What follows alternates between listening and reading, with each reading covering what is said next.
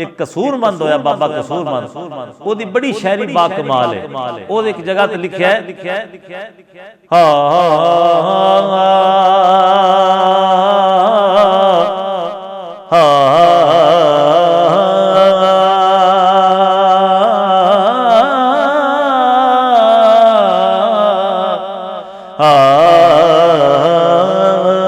Dummy वेलड़े दा जागना बहुत औखा,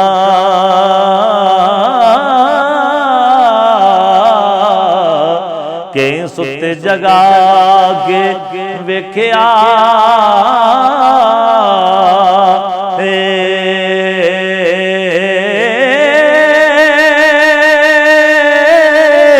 कुत्ते जिया नहीं वफादार कोई हो, कईयां सुके टुकर भी पाके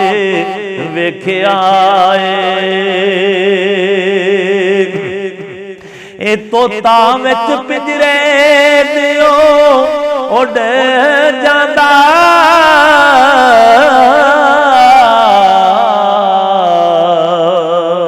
कईयां चोरियां पाके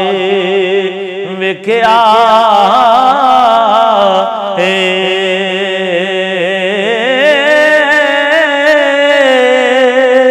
सब डंग करनो ए नहीं मुड़दा,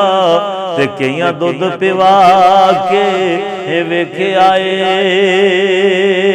ते बिना मतलब कोई नहीं यार बनदा, ते बड़े यार बना के वेख्या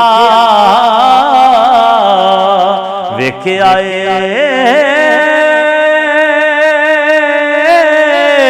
सारे वाह वाह करके टुर जांदे, ते बड़े गौण सुना के वेख्या ते सारे वाह वाह करके टुर जांदे, ते बड़े गौण सुना के वेख्या ओ जिक्र कोई नहीं रब ते रब दे रसूल वर्गा, ते बड़े वाजे वजा के वेख्या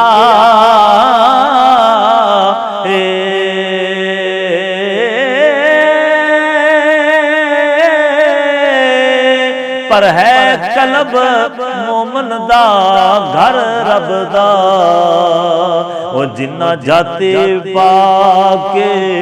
वेख्या है कलब मोमन दा रब घर रब दा। देखो ना इत्थे भी सरकार दी हदीस है, तुहाडे ते मेरे आका लजपाल फरमाया काबे दे कोल खलो के फरमाया तू अल्लाह दा घर है, खाना काबा है, तेनू अल्लाह ने बड़ियां शानां दित्तियां ने, बड़ियां अजमतां दित्तियां ने, पर मेरा उम्मती होवे पर मोमन होवे, पर तू भावें अल्लाह दा घर खाना काबा है, ऐ काबिया मेरे उम्मती दी शान तेरे नालों ज्यादा है, मेरा उम्मती होवे पर मोमन होवे ओदा दर्जा मकाम ज्यादा है, तेरे नालों ही ओदी शान ज्यादा है। तां शायर कसूरमंद लिखदा है ऐ कलब मोमन दा रब दा घर, ऐ कलब मोमन दा रब दा घर, ते जिन्ना जाते पाके वेख्या